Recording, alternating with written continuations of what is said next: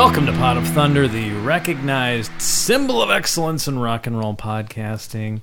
Welcome to the show, brought to you by Blue Microphones. They sound great, and they look even better, if I do say so myself. Hey, you know my voice, don't you? I'm here every week. Here's my buddy Andy. That's right, it's your buddy Andy, America's little brother. And as always, I'm joined by Gnarly Nick, the Garlic Dragon. Bam! Bam!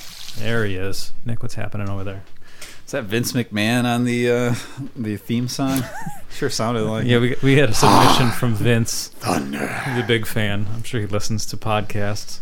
I'm sure a guy like that has... Oh, yeah. I'm sure he's got an earbud in all the time, distracting him from business. Yeah. Oh, if Paul Anka, if this is his favorite hangout place, should be Vince McMahon's. Why not? Paul Anka is much higher on the food chain If than Vince McMahon If Vince is. McMahon wants to be portrayed as a classier individual than he probably is thought of, then yeah, he's going to go along with what Paul Anka is Then doing. what he's thought of, that's a pretty low bar, I think. Yeah, I guess if you want to, though, you go where Paul Anka is. If you know where his favorite hangout spot is, you go there. Who wouldn't go there? Who wouldn't want to go there? This is the modern-day equivalent of the Hollywood Canteen. Exactly. Hi guys, this is Paul Anka, and you're listening to one of my favorite hangout places, Pot of Thunder. Stay tuned and don't miss it daily. They got it down and they do it my way. Anka, checking out. We do it his way. This is old Vegas Strip right here. This is the Sahara. We're made guys. Sands. Made guys at the Sands Hotel. Yeah, the Stardust. All of that right here. And, of course, everyone recognizes that voice, ladies and gentlemen. He has once been described in this way. He was a moocher, a card cheat, a country club golf hustler, a scumbag. I don't know what music. I'm sorry, that music. It was. You know what it is. I know, but the background music, I can't. It's Roxy Music. Love is the drug. Because just that snippet of it could be from a Renegade episode. Yeah, exactly. Some synthy thing. It sounds like a Renegade episode. Oh, that's Old Vegas, too, right? That clip? Casino? Yeah, of course. Yeah. That's Casino. Speaking of Old Vegas. Yep. So there That's you go. the story of it, pretty much, right? Yeah.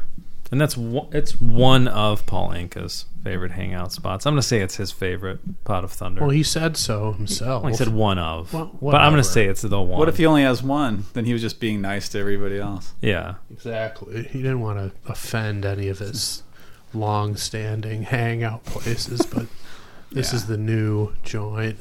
Make no mistake about it. This is his favorite hangout spot. Yeah. He said it. I mean, this is not conjecture. This is not speculation. There's nothing to debate There's there. concrete proof of this. Yep. So here we are, another Pot of Thunder. We're all here in the room. We're ready. Last 2 weeks we've had uncovered, unearthed classics recorded in the 50s played on the show, and today I believe we have another. There's one left. There's one left. Yeah, we recovered 3. And actually the story is that they survived the fire.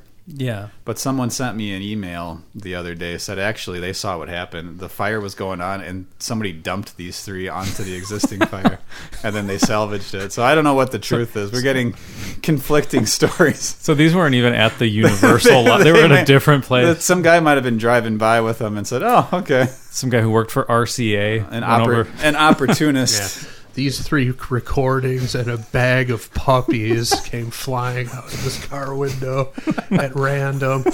Oh, but thank goodness they were salvaged. Yeah, the puppies, we don't know what happened to them. No, we're not sure. But, So, 3? Do we have 3? Is there a third today? let's see. We had, we had Ricardo Honez. Uh-huh. And then last week we had the bombshell recording of the Big Thropper. Yeah, who knew that kind of material was coming to light in 1958? Shocking. The more you research things, the more you realize that people were just as nasty. Oh, there's no question about it. If not more so. There's absolutely no question about that. It just wasn't...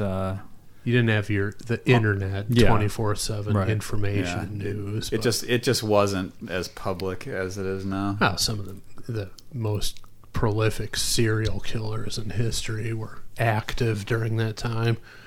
We won't even get into the incidents that brought about the civil rights movement. I mean, Oh, sure. people were fucking savages back then. That's true.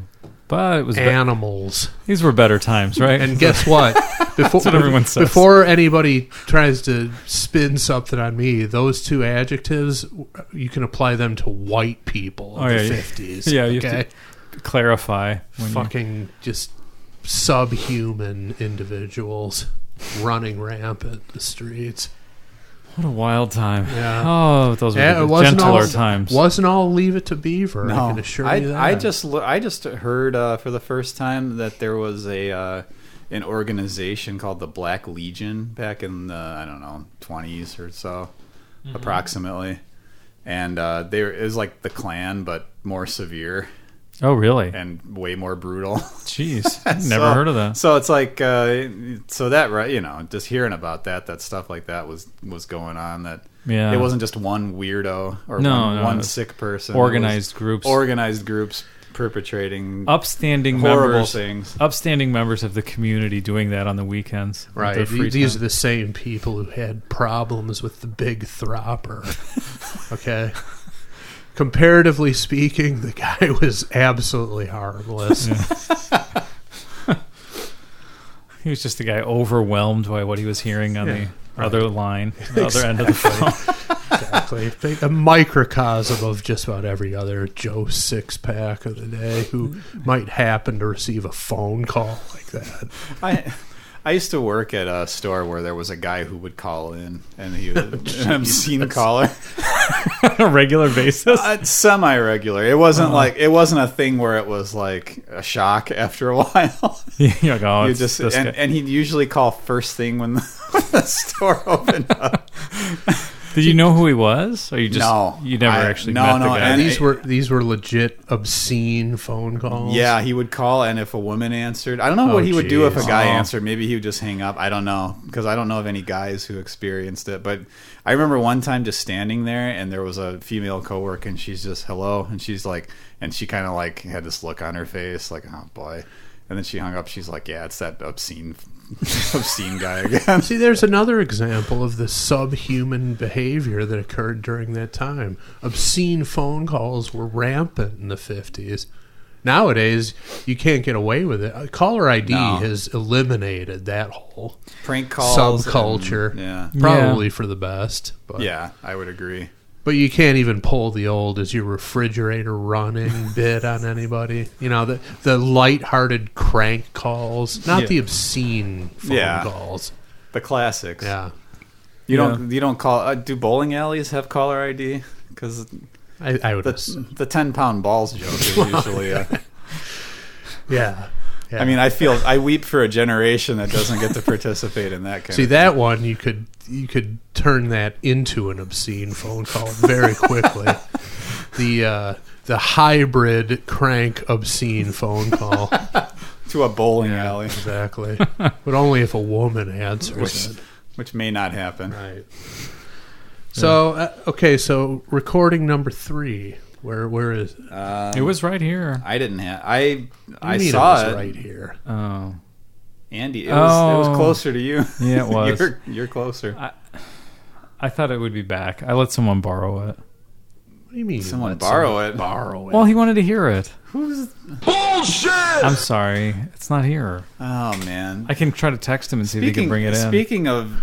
Speaking of problems, What are we, a library over here? He wanted to hear it? wanted to hear it. What else what else would this he want to do that you would just simply allow? Maybe borrow DVDs. speaking of book, another problem, Media. another societal JBS, problem back- that was back in eliminated in recent history was can I borrow that CD? It's like, Yeah. dude, just Go buy your own. make a copy. How many horror stories? I mean, there's a handful that I can think of where you either never got it back or you got it back destroyed Yeah. or the booklet's all ruined and ripped up or missing or whatever. One time I had someone, I let him borrow a Maiden CD, and I was like, "Hey, I'm in the neighborhood. Is that cool if I get it back?" You know? And he's like, "Oh, sorry, man." I'm not home or something, Yeah. And then like he kind of was like And stalling, you called his home phone. which is another thing that doesn't happen Yeah. anymore. But he's like, "Oh, sorry, man," like some kind of excuse. I'm like, "All right," and then he's like, out of the blue, maybe a couple weeks later, "Hey, I got your Maiden CD. It was the wrong one." I can only guess that it got thrown away or destroyed, and then he didn't even know which one it was. So he had to just go hurry up and buy one, and he bought the wrong one. Yeah. Well, I give him credit for trying. Yeah. No. Yeah. Honesty Not would really. Well, honesty would be better, but the alternative is just I lost it. I don't. I give no credit in that scenario. Here's another one. Unless you get you can't fuck that up if you're going to go that route. If you do, you might as well have just. Yeah. Let me lay this one on you, because I can think of one that happened to us. We had a CD that we let one of our friends borrow, and he said he was going to take it camping, which this already sounds like a bad idea. Defeats the purpose of camping, I think. Right. So he takes a CD and a CD player camping, and then when he comes back, we ask him for the CD back, and he's like, "No, man, sorry. It got like it fell into the CD player, like behind the thing, and I had to dig it out with a fork, and it's all ruined now." That, you know what that means? That means I'm embarrassed because I'm such a slob because of what I did to your CD, right? Yes, but I also think it potentially meant I liked it and I don't want to buy it, so I'm keeping it because it was never returned with proof to show that. But I'm not. It was I'm not damaged. replacing it. Then I'm not replacing it. Okay. Well, We need to stop telling these stories because the longer we go, the less confident I am of the integrity of this artifact that we had in our possession. Yeah. And it's just been cavalierly loaned out to someone. you didn't make a digital copy of it, did you? I wouldn't know how to do that. Oh, so that's the old only reel to reel. So that's the I don't old- know how to. We need to get That's off the this only one in tack. existence, I'm starting right? to get a little agitated over here. Yeah, maybe if we just don't talk about it, it'll show up. I don't know. Other than to say that what we're talking about just illustrates if it doesn't belong to you, if you have no skin in the game, meaning you haven't invested any money in it, you do not give a shit about it. That's true. the whole dynamic behind why workplace bathrooms are fucking destroyed, public restrooms just completely filthy and disgusting because it's not theirs. Someone else is going to clean it up. They don't care. Agreed. This is their chance to wave their pissing dick around like a fire hose, like they're 2 years old, without consequence. The only thing though is if it's a work bathroom, you got to think I might be sitting on this toilet later. Right? It just I may goes need to to. show you they just don't care about anything. Another example. This goes out to my boy Brandon Holmes. Another example of a lack of big picture thinking. Yes, your bare ass is going to be pressed down in that toilet seat one of these days. You don't care. They simply don't care. I don't get it. It makes no sense to me. Is this referring to someone urinating all over it, or just- worse? Yeah. And then forgetting that they're going to be the one using it. This is not the same as like not minding the smell of your own farts, okay? Not minding sitting in your own piss is unacceptable. That's another story, yeah. That's next level subhuman behavior. So Previous level, yeah. I can only imagine what's happening to this rare artifact that we lucked out to get in our possession. It's been loaned out like a fucking Hardy Boys book at the library. Unbelievable. Well, I'm going to be on pins and needles until next week. Who isn't? Did we have the information off of it? Like who borrowed it? No, who the artist is at least, or what it's called? Did you at least take a cell phone photo of it? Do we for know anything insurance about it? purposes? I didn't do any of that. We don't know anything. I think it's a familiar artist. Oh, I think we may Wow. have explored his catalog before. so not like the other two were complete unknowns. This guy had a previous hit. Wow. Well, Okay. okay. I'm very Still want that's it pretty back. exciting. I want it Yeah. back in the condition it was loaned out as. No damage. No vandalism. Damage, no piss on it. No drawing on Yeah. it.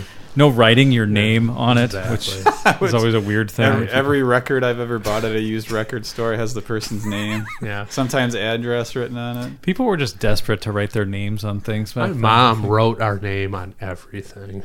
She was one of those people. It was a thing back then, Yeah. right? It was just like What drove that? on tags of clothes and stuff, and like the inner waistband of your briefs.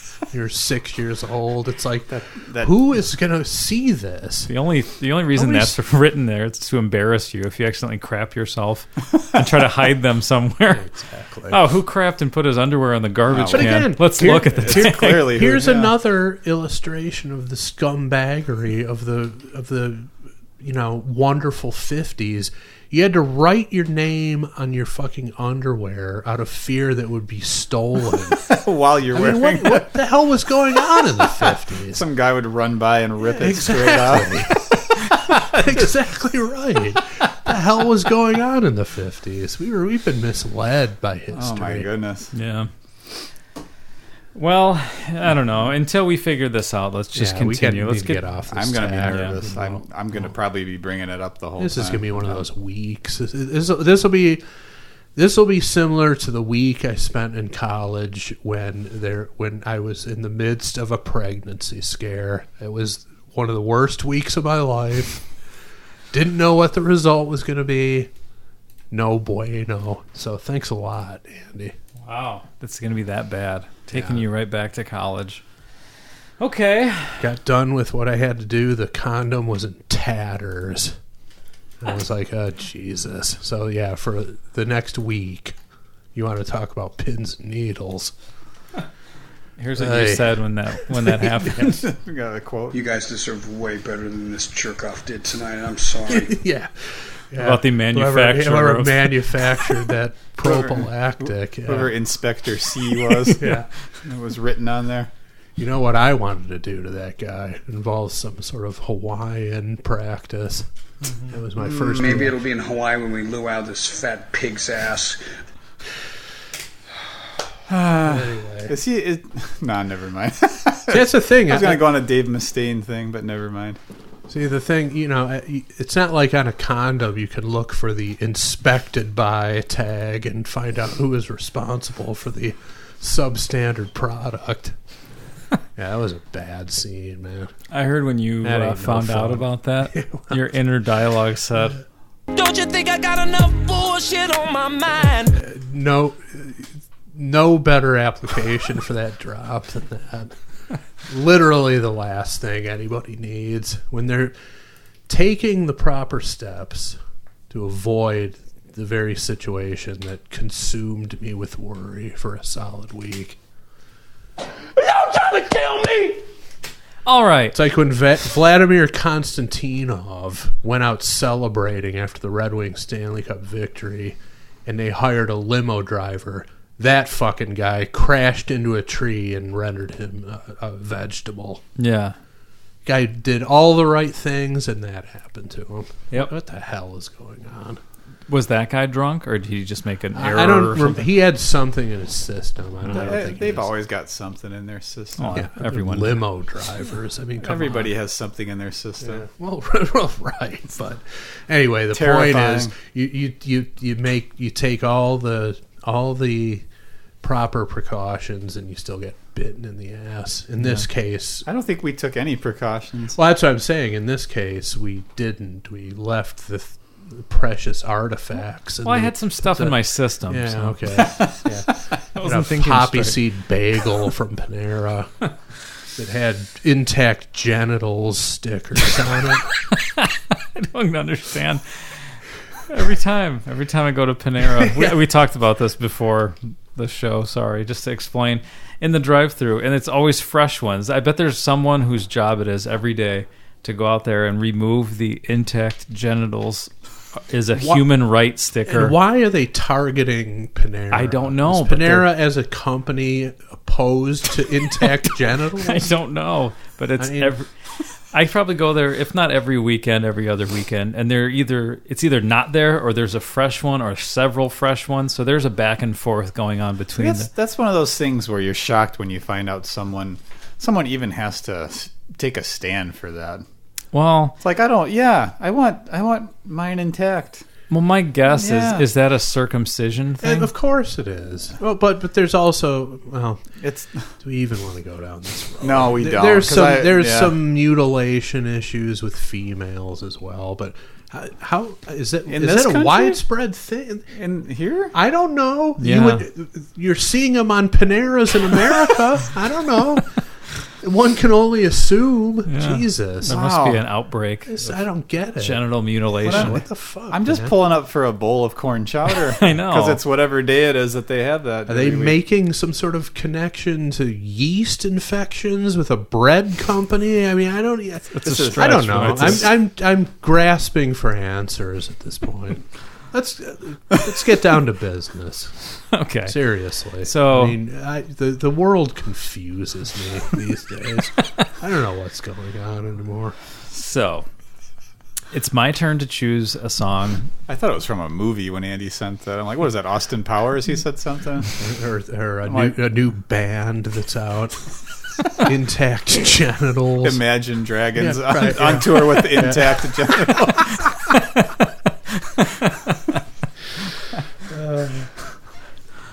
Okay, so it's my turn to click the random button here and pull up something from the listener submission list. Let's do that now. Click. Let's see. There's a bit of controversy over last week's. I thought the episode came out fine, but it was inspired quite the level of discussion. So I think Andy's Bushwick Bill trigger finger will be at the ready. Well, first choice. Move along to the next trick. Yeah, there you go. I don't like it. Andy's got... good for you. It's very particular. Yeah, good for you. Let's see. How about another one? I learned from last week. So... Well, you know, a little... See, the thing is, if you'd even discussed it with me, I would have probably approved it, not remembering that it was 7 fucking minutes long. That was the main issue. Of hardly anything composed, I think, in that song. You know, concert banter, whatever. What's done is done. What's done is done. Okay. I think this one will work. Woo.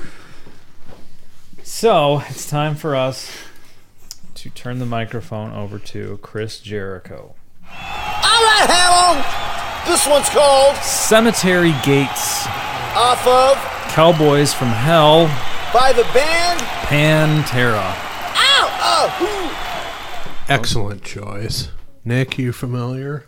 I'm familiar, but you know what? I always when I hear this song come like being mentioned or something like that, I always think Planet Caravan, and I think of that video, the images, like the mid-90s computer graphics. I've never seen their video. Pop into my head for that.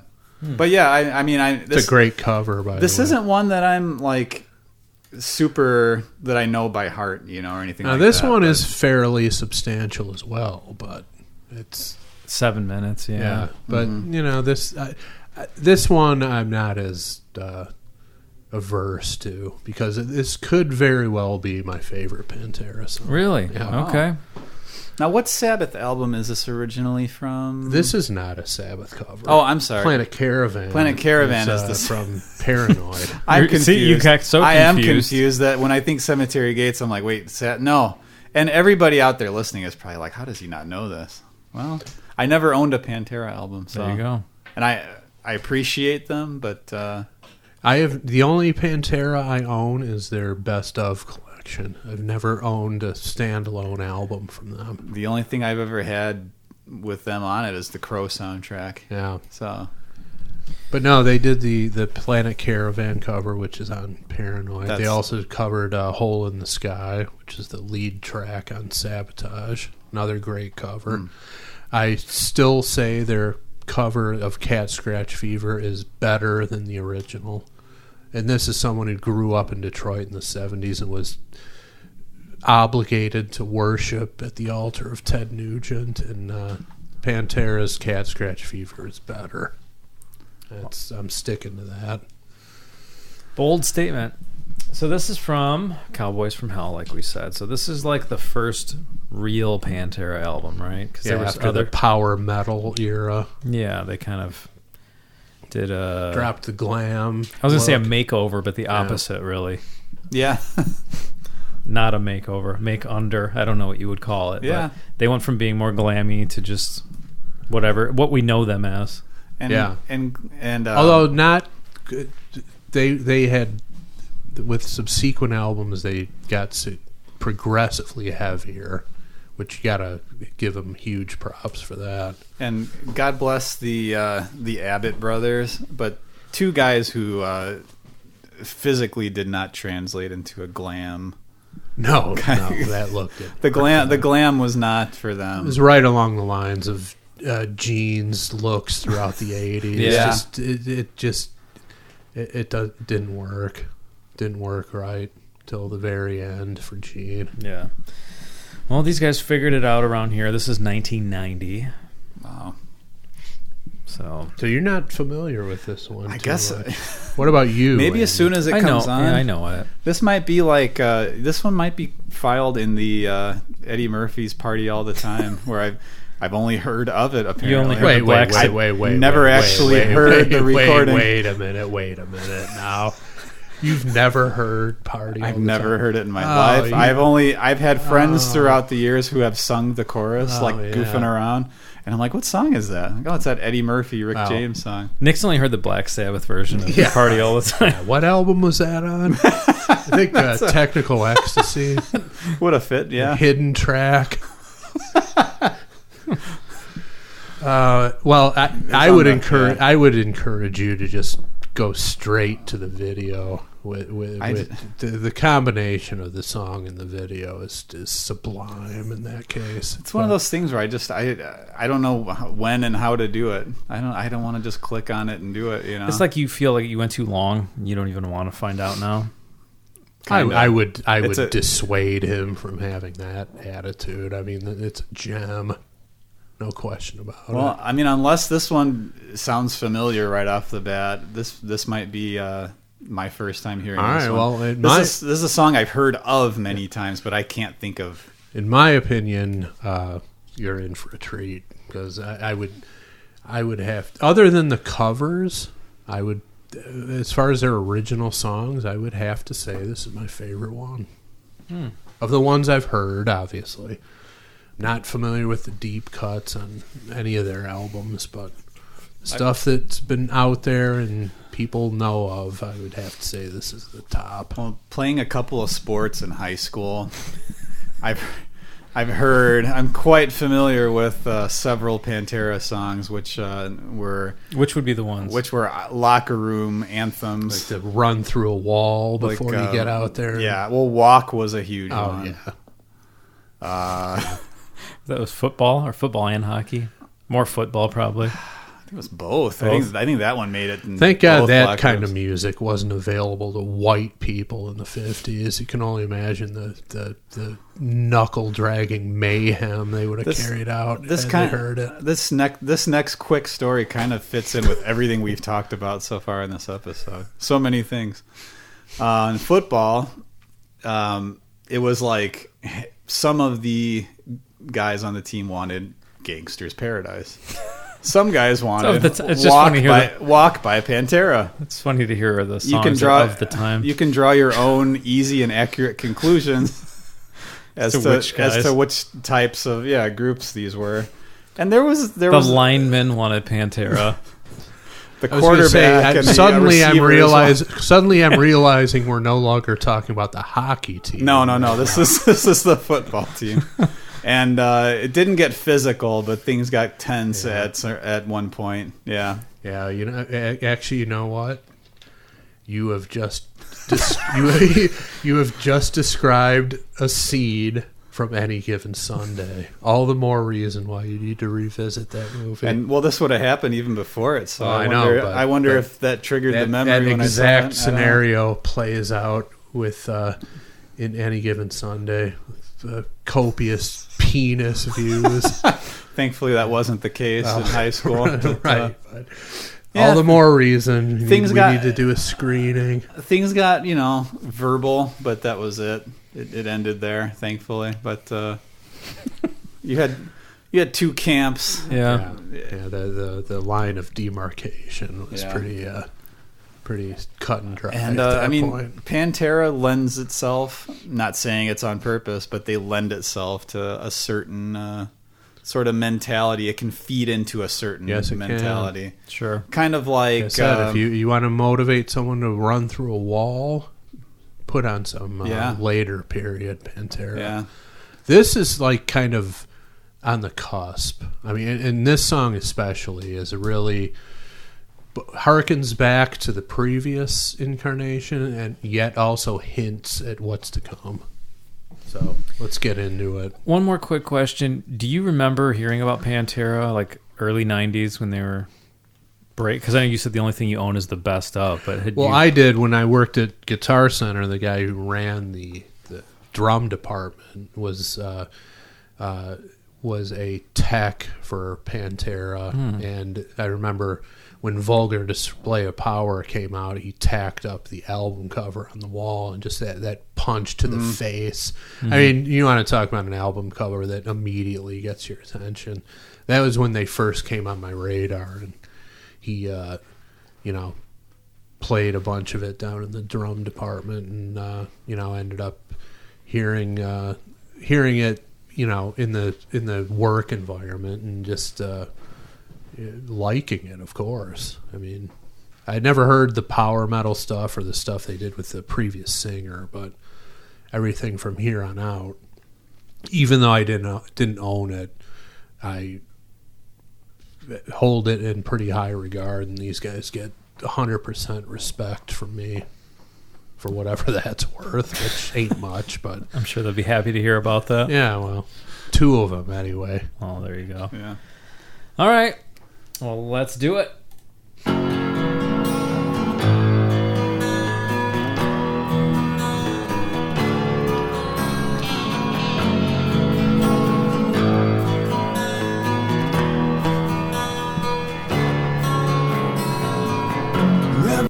Had a feeling the vocals were coming in. It's something, if you played it for me, I wouldn't say it's Pantera so far. Right. It's got a very, very like authentic ballad kind of a sound, which is pretty cool because I know mostly just the heavy stuff by these guys, and I'm enjoying the instrumentation here. Yeah, I mean, Dimebag Darrell, one of the all-time greats. I mean, just an incredible, unique player. Now, this stuff is a little more familiar. It's not out there. It draws you in, but it just shows his versatility as a player. And then we were about to hear a different side. Well, it became different as their career went on, but a different side of Anselmo as a vocalist. Reverend, is this some conspiracy? Crucified for no sins, an image beneath me, lost within my plans for life. It all seems so unreal. I'm a man caught in half in this world, left to my misery.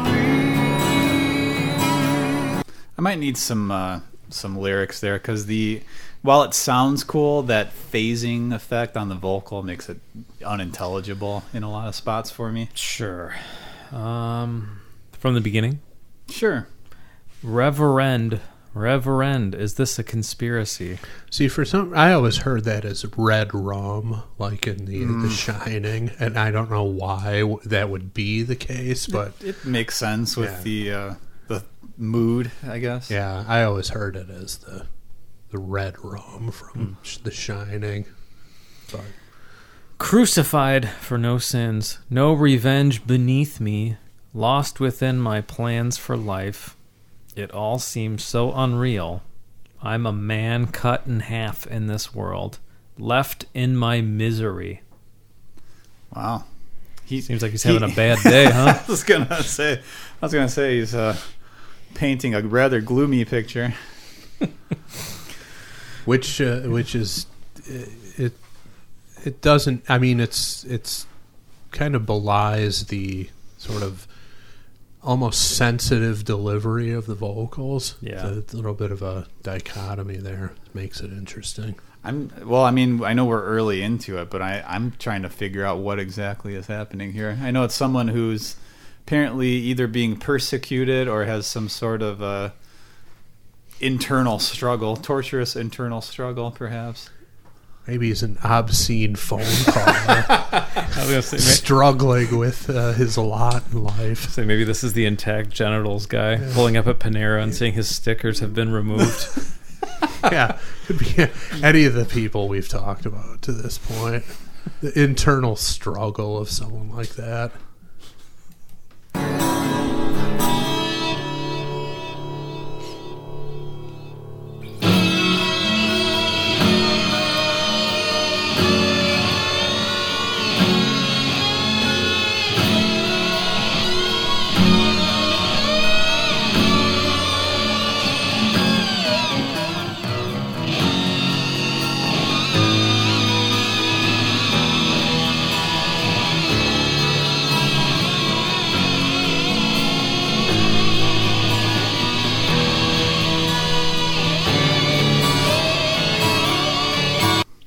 This, the playing isn't that reminiscent of what I'm going to compare it to, but just where you've got, something, a lot of stuff going on that's kind of softer, and then you've got like this distorted guitar, a couple of them harmonizing like that, and sort of a background thing. It reminds me of like a Queen kind of a move. A little bit. Even though the playing is different, and it's more grating in this. Like, well, it's Dimebag Darrell. His sound was shrill. Right, he was a guy who was which is atypical for most big time guitar players. He was an advocate of solid state amplifiers, so tends to give a little more less warmth, a little more kind of a ice picky tone. But yeah, I don't know. I never really detected that. People always, if they're going to find something to criticize about him, that's it. But I don't know. It's not. It never jumped out at me as something that was thin and buzzy. I mean, it was just a little more grating and aggressive, like you said. As important as guitar riffs are, all the Pantera I've heard, the most important instrument as far as the mix is always the drums, in my opinion, and then vocals. Like that, everything else, like as great a guitar player, and I never really paid much, no offense to Rex Brown, never paid that much attention. I'm sure he's a great bass player, but as revered as Dimebag Darrell is, it's there, you can't miss it, but in the mix, it's always Pantera is drums and then and a vocal. unique sound on the drums. Huge drums. That is like the key number one thing. Yeah, but the thing is, here you have neither of those elements, so you've got the guitar's gonna be right in your face. And a lot of times in the past, I've talked about how I'm not a fan of the poor use of the double locking whammy bar system just to do dive bombs and such. This guy, one of the greatest users of that piece of equipment on a guitar, just to slur into notes and glide in and out. And then, as we'll hear later in the song, he would do a lot of like soaring harmonic squeals and stuff. But he's right up there with his idol Eddie Van Halen in terms of using the double locking tremolo system as it should be used, maximizing the benefit of it.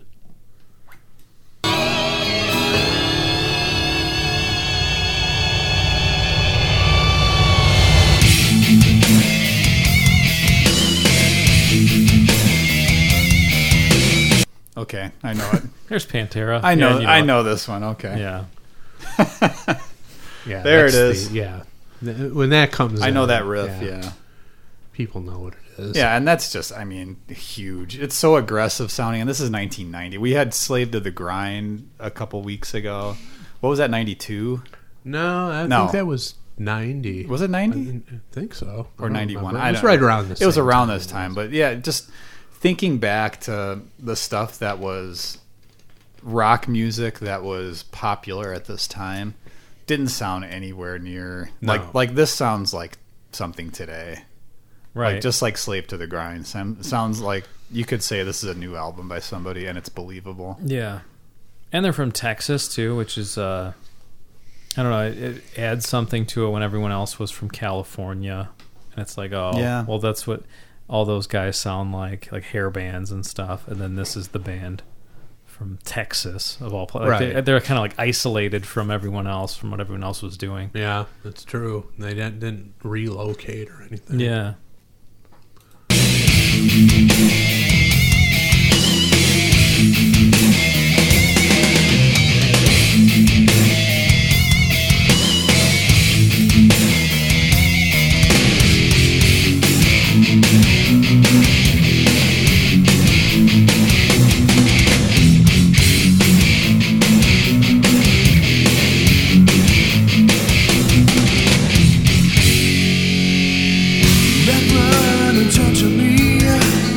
I love that, how it was an instrumental interlude, purely instrumental, and then going back, yeah. Yeah, the arrangement of this song is outstanding. Again, a little more sensitivity than you might expect from them. Although this came out early, Pantera fans, this is an iconic song in the catalog. I mean, it's on the live album. I'm sure they probably didn't keep it in the set toward the end because they had gone heavier, but you can bet that it was a staple of the live set, at least for the first half, 60% of their career, maybe longer. I don't know. I never saw it. Now, did you say you saw Rage Against the Machine in the 90s? 96. Okay, one of the Pantera show around Vulgar Display of Power and the next couple albums. What an intense experience that must have been to attend one of those shows. Yeah. I mean, Anselmo, what a presence. I mean, he's a guy almost Henry Rollins-esque, I would say, in terms of just his physical presence and in that context, just his ability to whip a crowd into a frenzy. What a presence that guy had. He's still what's his band now? He's not doing what do they call their Super Joint Ritual? That's long gone, right? And then it was Down, right? And now, isn't it Phil Anselmo and the Illegals or something? That's okay. That sounds right. In fact, I think the last time when we hung out with Jericho in Fort Wayne, I think they either played the night before or were playing the night after or the week after, but they were playing the same venue that Fozzy was at there. Okay. So yeah, I don't know how much of that same presence he commands nowadays, but back in the day, I mean, you watch the Walk video and all that stuff. Those guys are fucking crazy. Well, just the way they could just whip a crowd. He's pretty much living legend status in the metal genre at this point. Yeah, I mean the fallout after the feud he had with Dimebag up until the assassination, and just some of the things he said before and in some cases after have cast him in a bit of negativity on his legacy, I think. But if you disregard that, I mean, like I said, these guys and Rage Against the Machine, it had to have been the most intense concert experiences of the early to mid 90s, hands down. I can vouch for the Rage Against the Machine one. It was at the Aragon. It was pretty crazy. It was pretty intense. Without a tear in his eyes,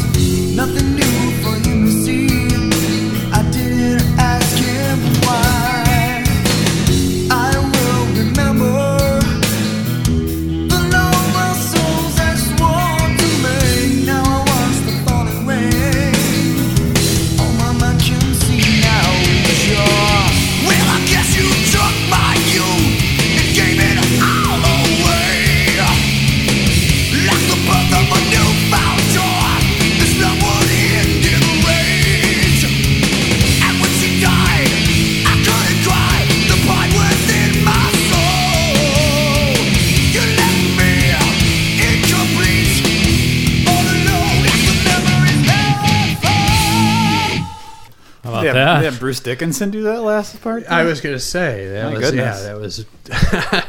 It's like you can't. It's impossible to deliver that line without the accompanying hand. Right. But what a great vocal performance, just running the gamut. I mean, stopping short of sort of the guttural stuff that came later, but in terms of having a range and power, I mean, it's all right there. Yeah. I mean, He's I think to the average, there are a lot of people who are huge fans of Pantera, but just kind of like the average person hearing their more popular stuff, you think, oh, he just kind of growls and screams and stuff, but he's melodic. He's able to do that very well. So that's he's got a lot of the tools for sure in his quiver. Yeah, this is definitely one of the ones that I don't know if I've ever skipped it. Whenever it comes up on Shuffle, I always listen to the whole thing. It's a great performance from everyone involved, and the arrangement of it is outstanding. So he's grieving. He's grieving he's grieving the loss of someone else because of the opening. I thought he's being persecuted. He's grieving the introduction of caller ID, which renders the obscene phone call a impossibility. So, not impossible, but if you want to get away with it without legal ramifications, those days are over, I think. When this song came out, though, I don't think even the Jerky Boys had their heyday yet. So I'm just, he was a forward-thinking guy. I guess so. Imagining a life without a world without obscene phone calls.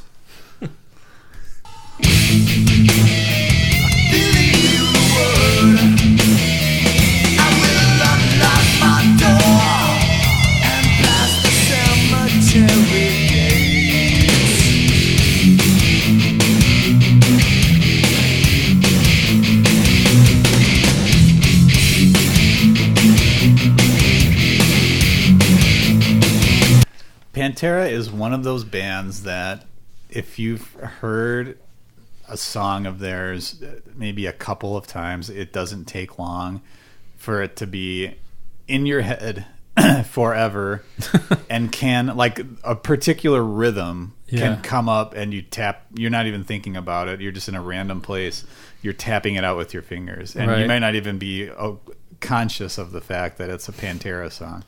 They're one of those bands where it just, the rhythms that they came up with are unique, right? Yeah, they're unique, and they're it's almost like a hook, like absolutely. I mean, and I'm not talking at all about the notes that are being played. I'm talking about the rhythms themselves. No, absolutely.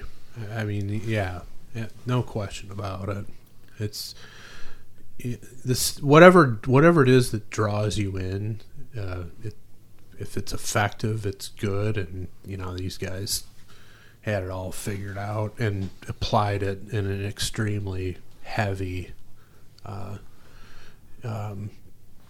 package. So I mean, these if anything, these guys don't get enough credit. I mean, they probably don't. They don't get enough credit from me because I never purchased any of their standalone studio releases. But like I said earlier, they've always gotten 100% respect from me. I think from a musical standpoint, they probably don't get enough credit from a heavy, brutal sound that, just being masters of like a certain type of sound. They get plenty of credit for that. That's what they're known for. Oh, yeah. But as far as musically speaking, they probably don't get enough credit. As far as just their capacity for...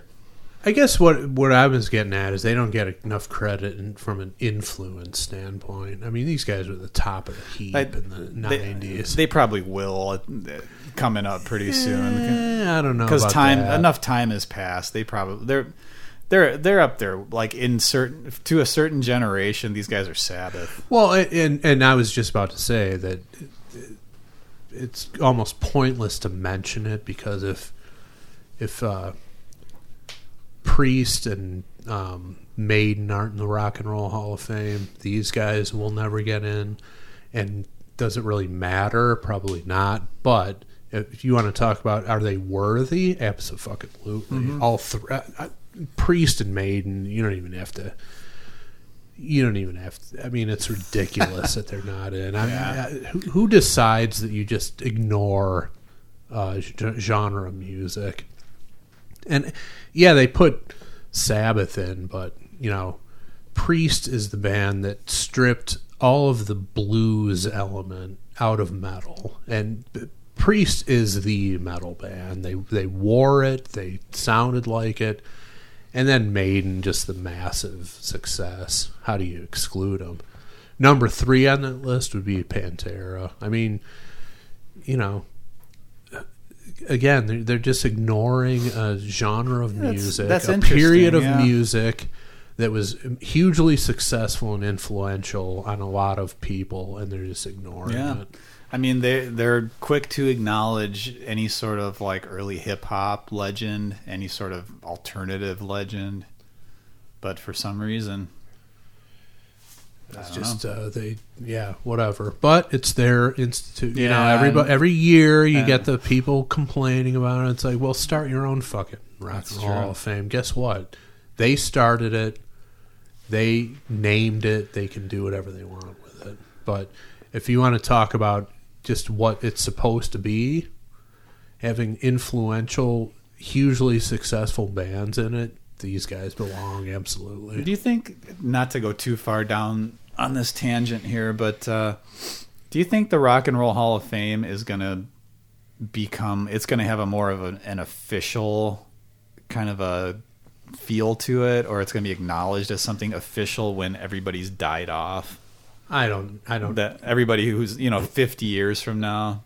Do you think it's going to be like, oh, okay, well, this is a historically accurate documentation? I know what you mean. I wonder. Maybe the museum, but the actual ritual of deciding who's quote unquote inducted is, I don't know. Yeah, it's just an excuse. I just wonder what the legacy of it will be. Yeah.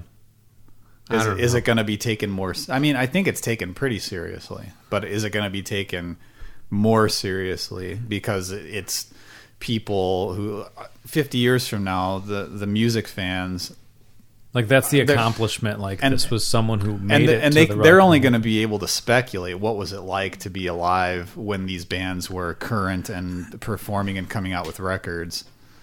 I mean, you can already point to. I mean, kids in the younger generation, they already don't give two shits about what happened 20-some years ago.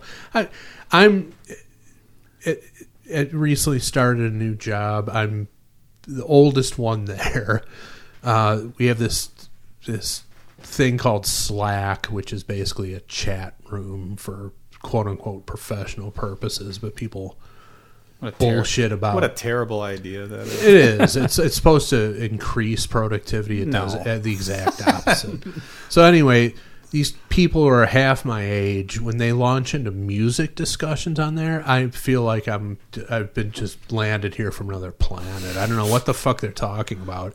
If I chimed in and said, "Yeah, man, you guys should check out Pantera. They were awesome." There would be crickets, silence. They'd probably kick me off of there for even saying it. They would start another forum that has everybody except in answer to your question, I think the answer to that is no. I don't think anybody's going to care in 50 years who's in and who's out. You never know. I think they'll perpetuate it in terms of having a ceremony, and the museum will exist. But in terms of But as far as being the authority, are people going to be like, well, these were the bands that were important? But and they're like, who is this Judas Priest band? Like, well, they're pretty underground. They're pretty cool, but nobody really knew about them back then, I guess. Yeah, who knows? But anyway, these guys belong.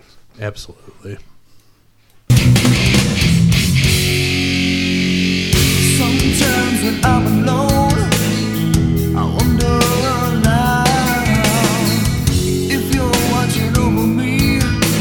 someplace far about. I must reverse my life. I can't live in the past and set my soul free.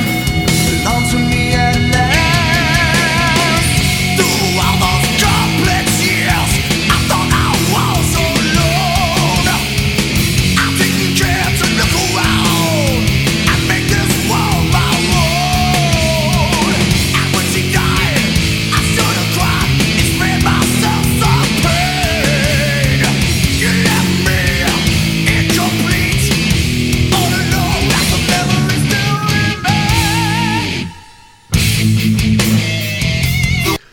So yeah, I mean, twice in a row, nobody stopped it through there. It's just like you can't not like listen to that to its conclusion, which you normally would. People don't consume music like we presented on this show. Somebody actually asked about that on Facebook today, and originally our concept was to do that for one of the reasons is to avoid any sort of scrutiny for just playing someone else's music unauthorized and what consequences that could bring. But also, it's a little more interesting to have some banter than just play a 7-minute song and then discuss it afterwards, or worse, don't play any of the song. Yeah, right. But so obviously you wouldn't consume it this way, but just listening to it now, none of us in this room twice through have wanted to cut it off in the middle of that. I mean, it's just, and Selmo is really killing it on this song. And I was thinking as we were listening to it, just the similarities between Pantera and Van Halen, and that the brothers are the guitarist and the drummer, and you got the volatile frontman and sort of the, nondescript but solid bass player. I mean, yeah. And obviously Dimebag Darrell worshipped Van Halen. I mean, didn't he put the black and yellow striped Van Halen 2 guitar in his casket? Yeah, that's the story I've always That's heard. incredible. I mean, And it's a Kiss, sad it's that a it Kiss had to casket happen. too. Yeah. Sad that it had to happen. I mean, what a ghastly way to go out. I remember it's rock and roll. It's legendary. But I mean, come on, the guy was executed doing what he was put on this planet to do. Yeah, what a horrible thing. I remember hearing that and then being at work the next day and seeing something on the news, and like it's just unbelievable. Yeah, it's just crazy. That yeah, it's one of those things where I know that there were artists who'd felt that could happen. Like I'm thinking in particular, I think there was I want to say either John Lennon or Ringo or both. There was some kind of weird thing where they were getting threats from people, and they just kind of thought like, well, it could happen. Hopefully it won't. Yeah. And you don't think someone's going to get killed while they're performing. I mean, maybe an accident or something, but you don't think someone's going to come to an event. And I mean, it's like imagining somebody doing that at a sporting event. Right. It's like you don't think that would ever happen. And it'd be insane if it did. Well, obviously the end result was far less than what happened to Dimebag Darrell, but when that guy jumped out of the crowd at the tennis match and stabbed Monica Seles in the back. That's true. What the fuck? Yeah, that would be an example. But this was the guy walked right up to him, put a gun to his head, and executed him. I mean, just unbelievable stuff, horrible shit, and to happen to anybody, but to a guy of this stature, unreal. But just the comparison and dynamic, and probably their telepathic connection as musicians, it just really translates into what they accomplished musically, especially on this song. This is a high water mark for me.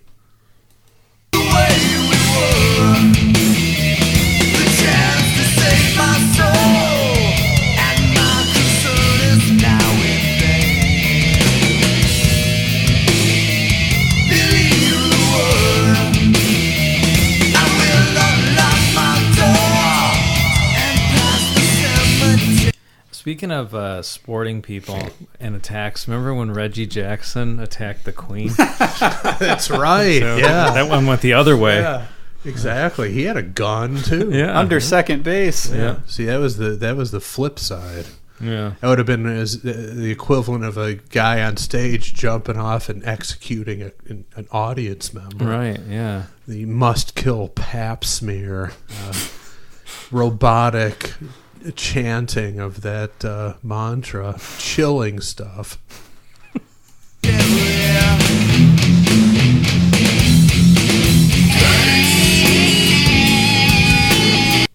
Fortunately, most of that was diffused quickly by the moonwalking umpire. By Enrico Palazzo. Yeah, right. Yeah, so you had both sides of the emotional spectrum going on there. Mm-hmm. So anyway, we've got a Dimebag solo coming up here, so we should probably focus on that. Okay.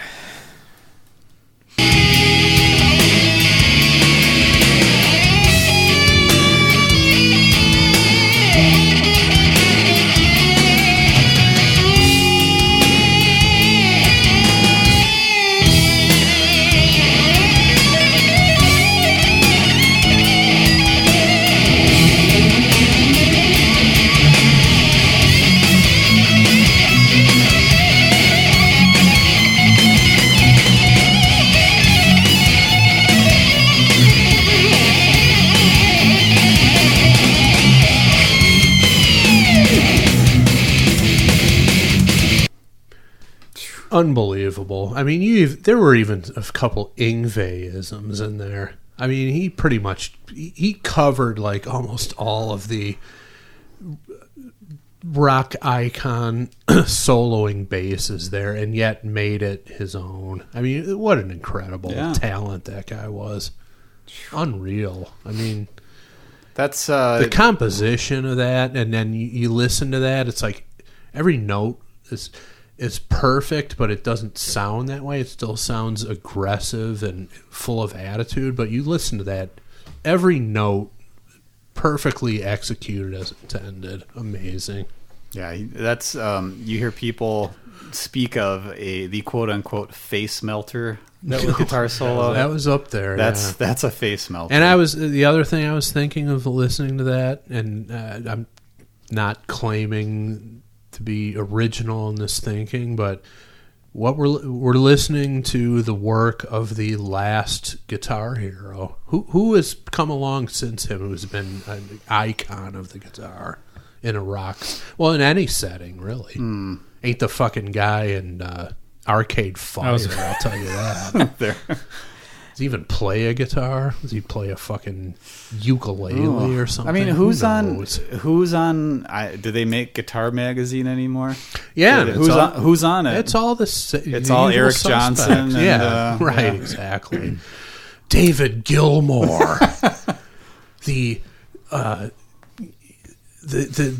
definitive analysis of Wish You Were Here. It's like, okay, how many times, talk about something that this just is the they're ultimate. completely out of ideas. And again, it's because there are no guitar heroes left. I mean, nobody who's come along like newish. I mean, maybe the guys from Avenged Sevenfold, but even that, I don't think so. What about Jack White?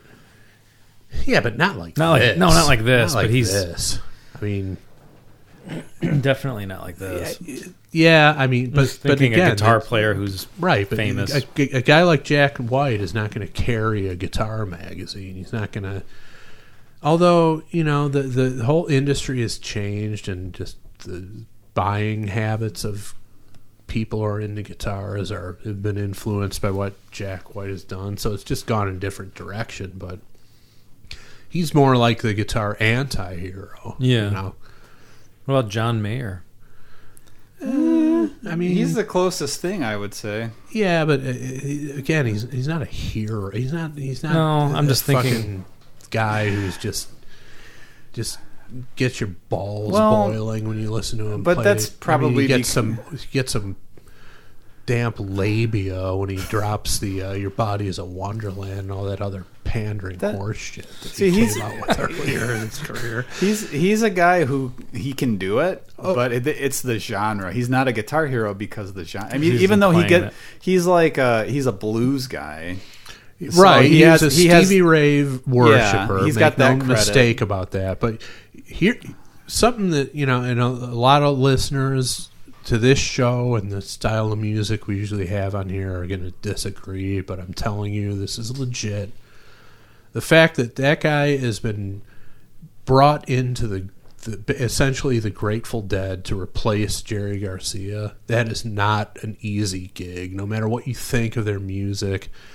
To get in there and learn that material and improvise the way they do, and he's been doing it for years now. That's huge. Is he a permanent fixture in that? Yeah, he he's a has member of Dead and Company. Okay, it wasn't just like a tour that he did. They've been touring for 3-4 years and now. He's every always summer. there. Okay, yeah. And that, trust me, that is not an easy gig. I don't care what anybody thinks of their music, that it's mindless noodling, and it could be at times. That's for him to get in there and pull that off is. He's another. Hey, he came in with the acoustic soothsaying music, and then made a career on his terms. I mean, Wasn't he's that another his guy plan? who gets 100. Could have been. I think I've heard an interview where he said that was exactly what the plan was. Then he gets even more respect from me, and he already gets 100% from me. I may not be my cup of tea, and his mannerisms on stage and some of his vocal style is a little not to my liking, but in terms of a musician, the guy is almost unassailable in my opinion. And you guys have the same favorite movie. Yeah, well, I don't know if it's mine. Well, Jericho has told us that John Mayer told him that MacGruber is his favorite movie. Again, huge respect from me for that. I mean, and plus, the list of women that guy's been with. I mean, come on. Music tastes aside, you gotta pat that guy in the back. Be like, good job, John Mayer. Yeah. Well done, sir. I'm a fan. Not of his music, but as a person, I think I like John Mayer. I have nothing. If anything, I wish he hadn't toned down some of the incendiary comments he used to drop in the media. Those are great. And he was on Chappelle's show, that bit he did on there. That guy's awesome. Yeah.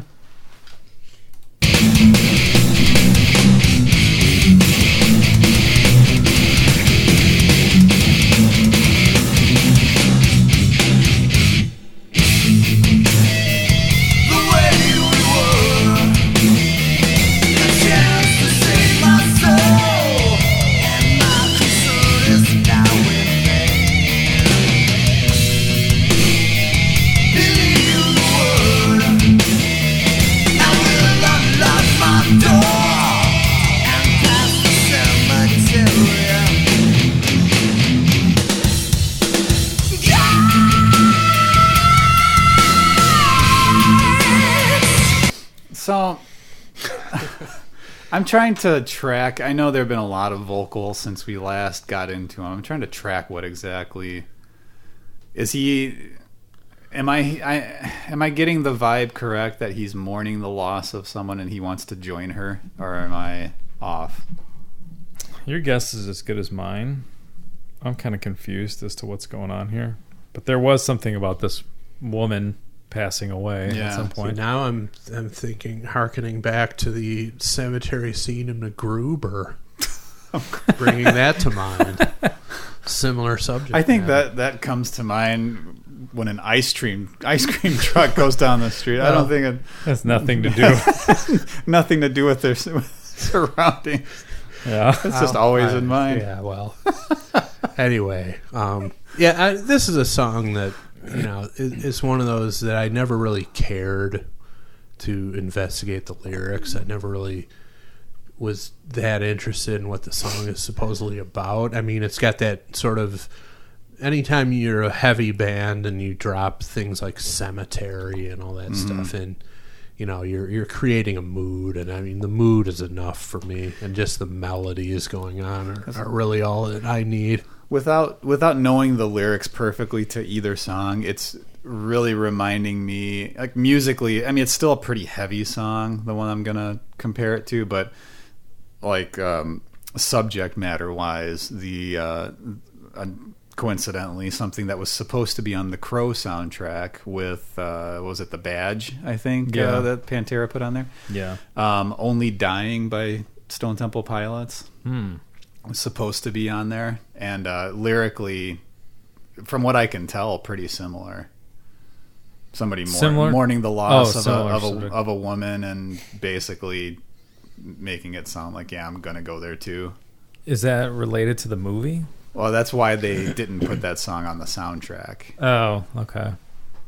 Got it. Because of what happened. Because of filming. what actually happened. Makes you wonder why OJ didn't adopt this as his personal anthem, giving the subject matter. Just to rub it in even more, I guess if you right? actually kill the woman, it doesn't have the same connection. It's probably harder to mourn in that situation. If you actually nearly decapitated her, this really doesn't tap into your mindset as effectively as it might being otherwise. the victim in the situation, it's probably hard to sympathize. But wasn't that sort of what he was saying on those 911 calls when he's in the Bronco? Like, well, he's going to kill himself. Yeah, I want to be with Nicole. I mean, it's kind of the same thing. Yeah. Maybe it is. There's probably some guilt, even for maybe him. Al Cowlings had this playing in the Bronco and really just kind of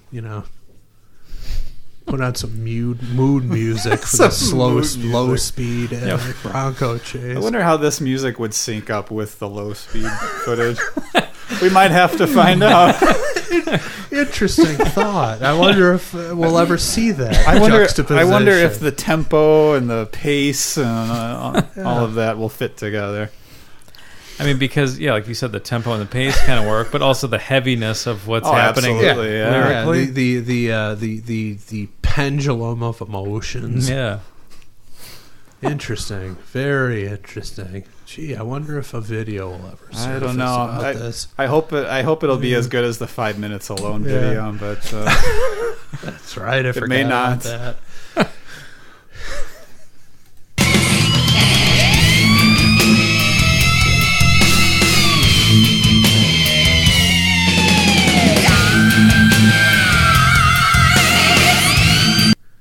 Now here you have the fresh. Well, this song is 30 years old almost already. Can you believe that? No. Anyway, here's what at the time and probably still is a rather fresh take on the call and response of the vocalist and the guitarist. You have Anselmo wailing into the mic, and then Dimebag doing that thing where you hit a harmonic and you pull up on the whammy bar.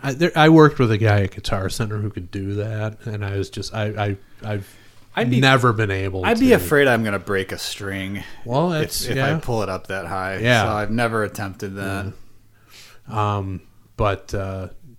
This is your classic call and response.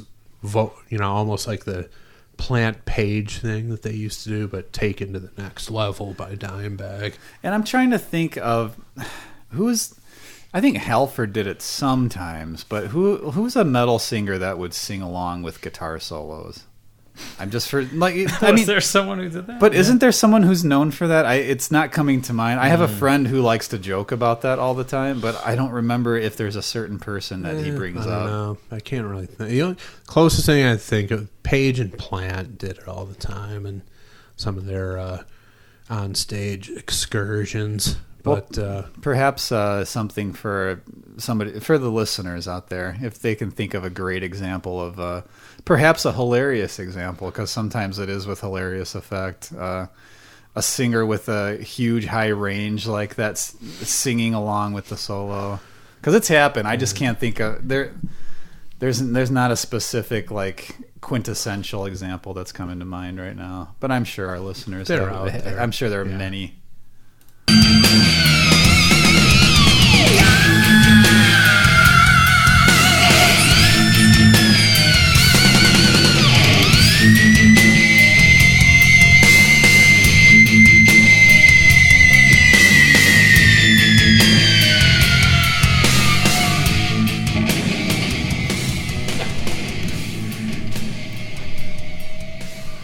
I mean, that's that last one, that sustained note. It's like I just can picture him laying that down in the studio, and after they got that take, just fucking high fives going around. It's just like that's the kind of thing that can get away from you like in an instant. Of course, I'm talking about a hack like me or anybody, but even for a guy like Dimebag, that type of playing, and that was one of the best things about him, is he was so accomplished, but it was always the sense that it was on the edge and on the cusp of falling apart. That's what one of the things about Eddie Van Halen's playing that's so appealing, that a lot of people just didn't get. They tried to be too perfect and were never on that edge of complete disaster like these guys were, but masterfully never crossing over that line. There's that, I'll agree, but like, to me, Pantera you always got the feeling of this was all super premeditated, and they knew exactly what they were doing every few seconds before it happened. They were already on it, and it was like preparedness. There's like a brutal preparedness to the way that they would play. Kind of like, I always kind of felt that way about like hearing like Dave Grohl playing drums. There's something where it's like, okay, he knows exactly what he's gonna play. There's no tentativeness at all. It's full on. They know exactly what they're gonna do, and they do it as hard and as they possibly can.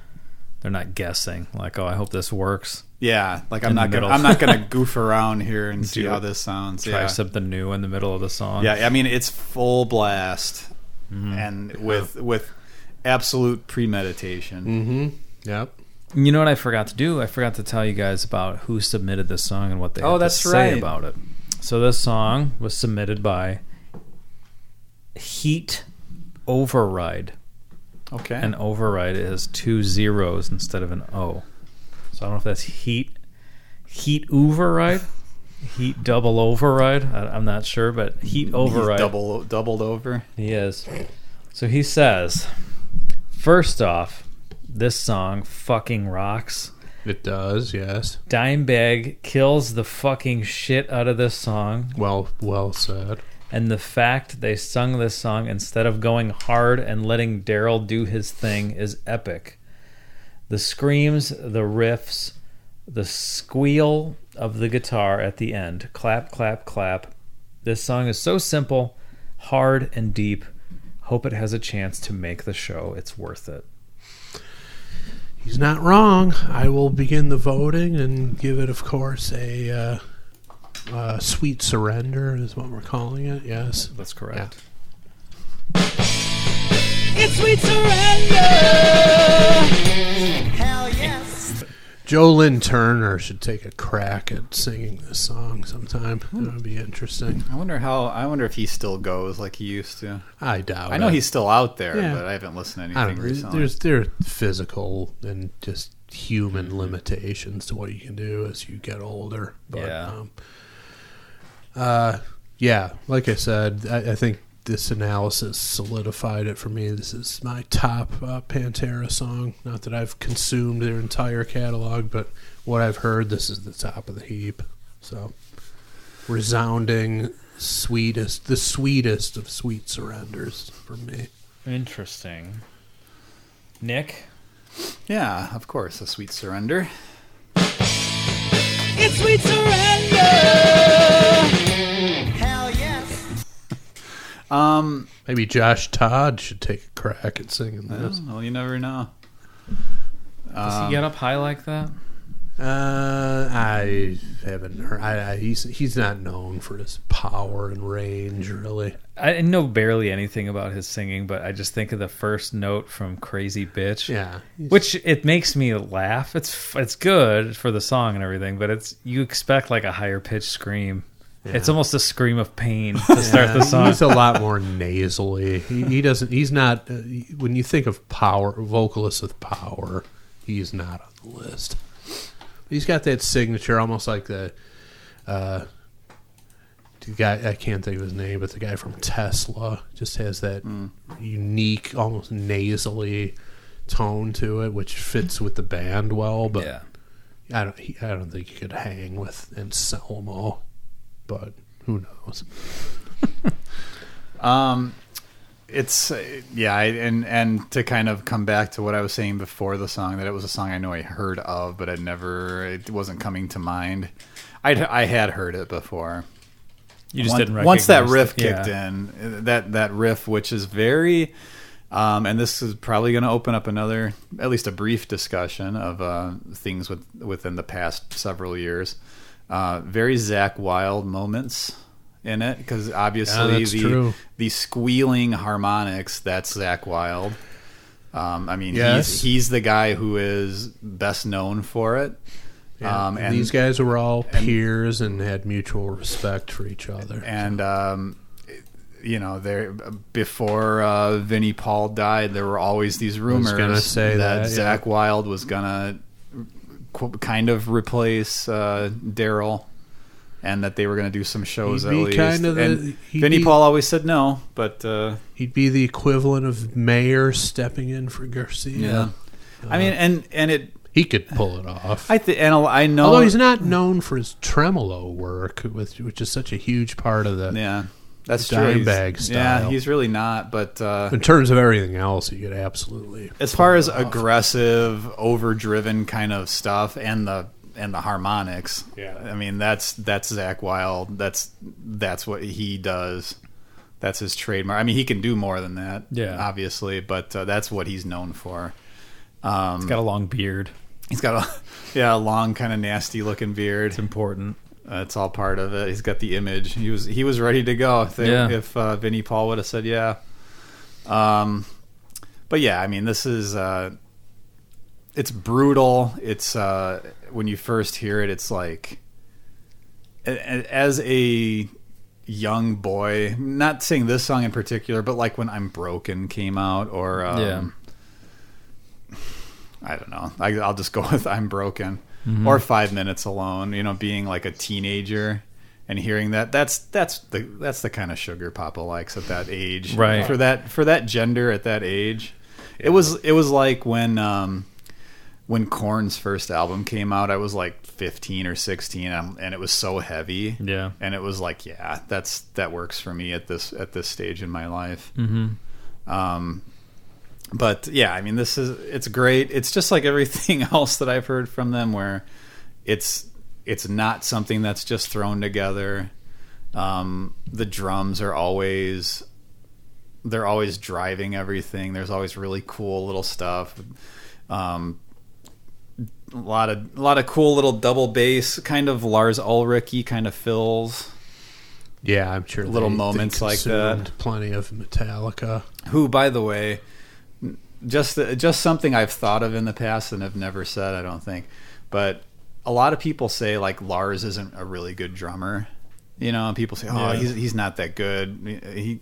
He does the job, but if they had Lombardo or somebody like that, it's like, do you know why the people saying that like music with double bass in it? Because they saw the video for One when they were kids. That's why. But anyway, I'll get off of that. Well, and where did he become infatuated with that? Listening to Overkill and Filthy Animal Taylor, who again is another one who, when you listen to him, wasn't that great of a drummer, but that trashiness to his style contributed so much to Motorhead's appeal. I mean, Mickey D comes in, incredible.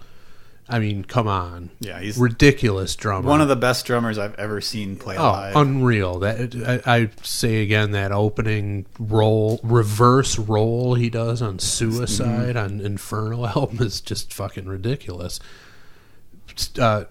Matt Sorum compared to Steven Adler, superior technical drummer, not as good for the band as the predecessor, in my opinion. And I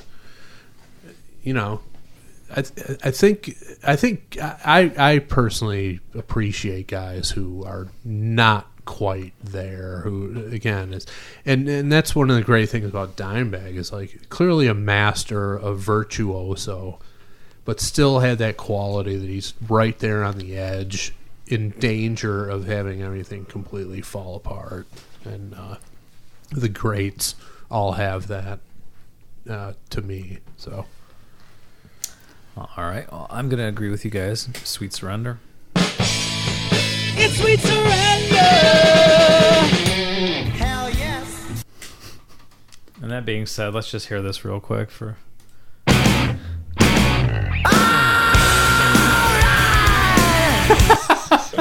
I mean, it's perfect for that band and that song, especially. Yeah. I mean, I would equate him to I think Jeff Keith is his name. Yeah. I don't know why I'm blanking on it, but the guy from Tesla, just that razor blade, nasally tone, but it works in that context. I don't know what else to say. That hasn't been said before, but always one of my favorite moments. Well, can't happen all the time, though, right? But yeah, the first Pantera album I heard was Vulgar Display of Power, and then I didn't hear Cowboys from Hell until like somewhere in the 2000s. Years later, I heard it. So this is a song that I'm assuming I'd heard that main riff of this song somewhere, but I hadn't heard it much until way later. I don't know. This and the title track are both excellent from this album and pretty unique. I would say the whole thing is, but unique to the time especially. So hats off to putting this out in 1990 and figuring out a sound that right away who it is. Once you've heard them once, you know who it is. Like you could be like, oh, I hadn't heard that Pantera album. You could play it even without Phil singing. Oh yeah, that's Pantera, which is an accomplishment that I don't know about all, but most classic bands figure out a way to do that.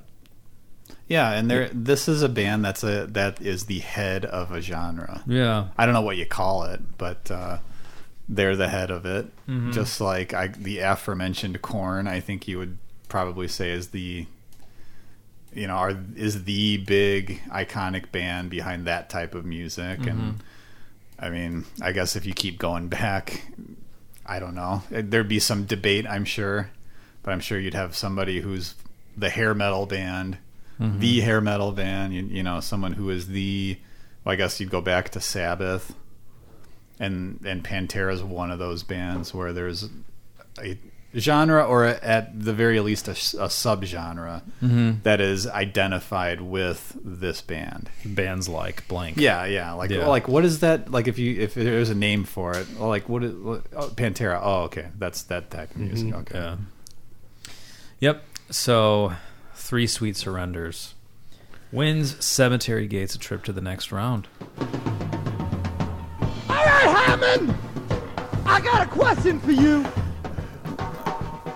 This would have been a good soundtrack for the low-speed Bronco chase. Cowling's playing this on the tape. A Peter deck. Criss drum solo. Yeah, exactly. Let's have 100,000 Years from Alive on repeat. It'll get you through. I don't think OJ would have come out of that thing alive, out of that Bronco. That would have driven. That's why everybody was watching. He was going to place. Rest assured, he would have gone to a place that he wouldn't have come back from. I don't think. Just saying. Then Al did him a favor by not playing this. Yeah. I wonder if they did have the radio. Well, what? Okay, so you have to wonder, right? That was what, 94? 4? Yeah. So what was the like Salt and Pepper or something? Yeah. Shoop was playing on a loop. Yeah, What a Man was on.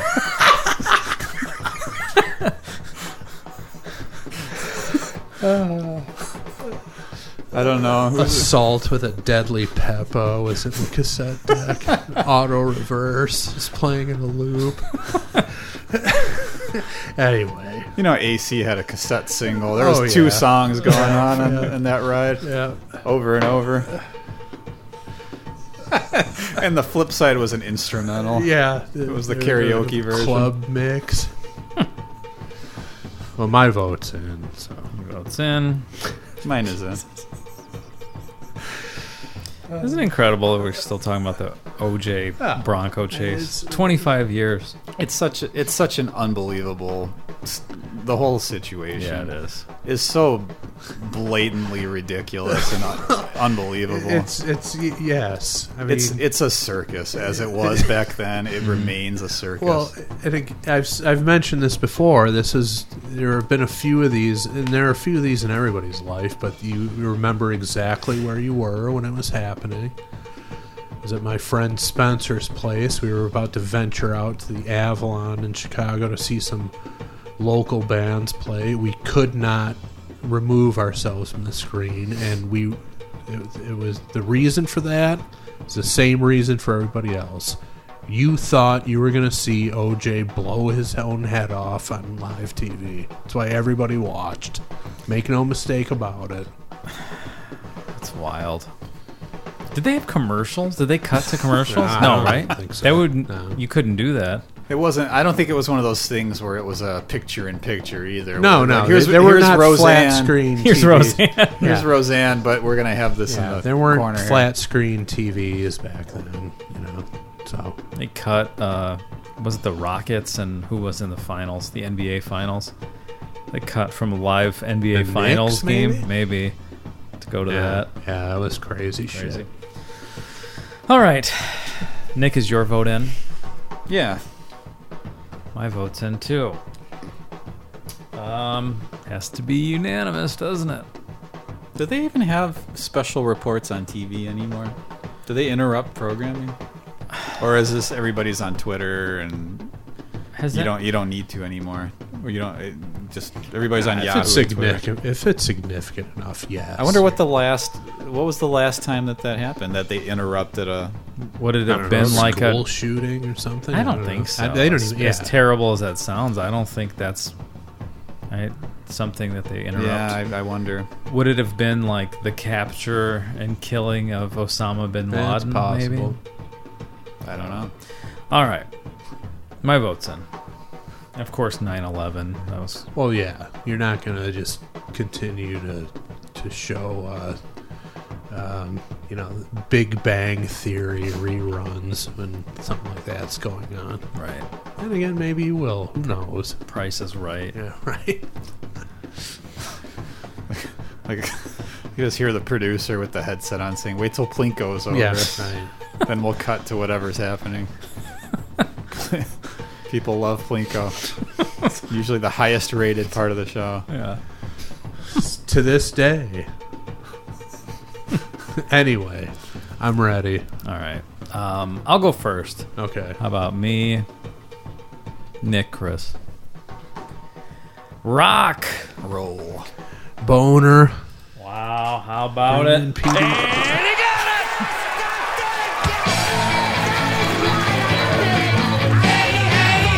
It's a rockin' the ball, yeah.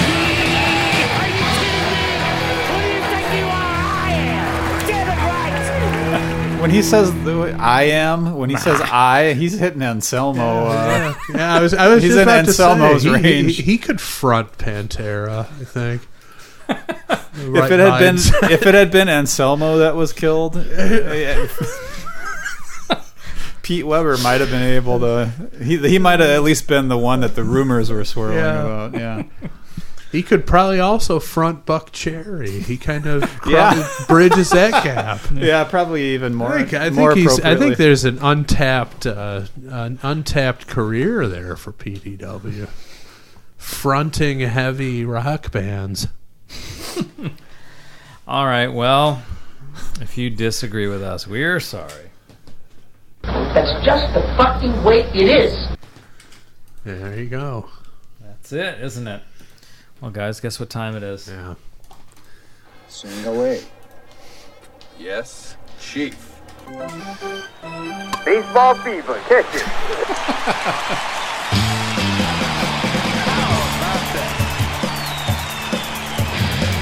All right. So many fireworks. So many great quotes from one sketch. From that? Yeah. Absolutely. Yeah. There it is. Absolutely. That's right up there with Paul Stanley at that indie show. Absolutely. It's these people who are so prolific as far as just great moments are concerned. Hats off to him. So this week's Yardo Questions comes to us from a man by the name of Mike Joslin. Okay. All right. I don't know if I've seen him around on the social media. I'm sure we have, but... All right, well, here's what Mike wants to know. Question 1. Have any of you guys ever seen a ghost or experienced any sort of paranormal activity? That is a very cool question and perfect for the song that we had. It's funny how that works. Yeah. And I'll go with no. I know people who have claimed this. Yeah. Usually the stories are pretty vague.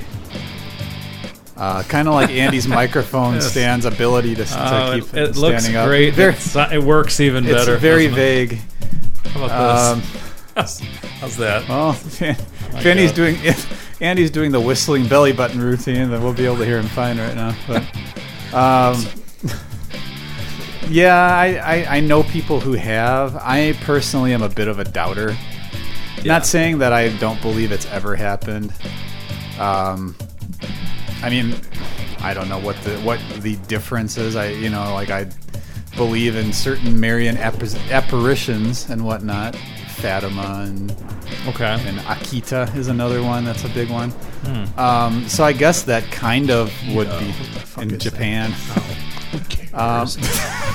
Who cares where it's at? Yeah. I don't need these, different names for apparitions. But just get out of here. Get out of here with the name of your town. Akita. Get out of here with that. Who's going to be scared of something named Akita? Fuck out of here.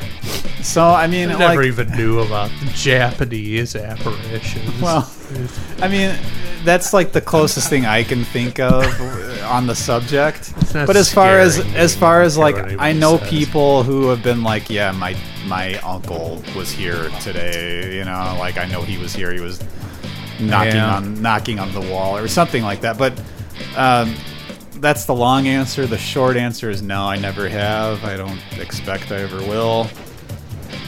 Chris? Yeah, the only time I've seen anything that would be approaching that, I was under the influence of substances, so I can't say definitively whether it actually happened or if it was a concoction of of some mind-altering substance. So I would have to say no. You know the house that we did the first year of Pod of Thunder episodes in, which would have been the Throat Donut Studio? Right. One of my friends who I rented the house to had a story about how he had his weed pipe on... So there you go. Yeah, I know. Credibility out the window before the story even happens. But he claims that it flew off of a countertop. Yeah, I'm sure it did by his own hand. And then he walked, a few paces and then realized it. Yeah, and was like, that was a ghost. Then he's going to blame it on a ghost. Yeah. Probably Akita arrived from Japan and threw his weed pipe against the wall. I know the high school Andy and I went to, there's a certain wing of the building that's a hot I think spot. Akita announced, take that, at that point. Followed by an anti-Caucasian epithet. Another turning of the tables, if you will. Thankfully that's an inside joke for everybody listening. Or made so.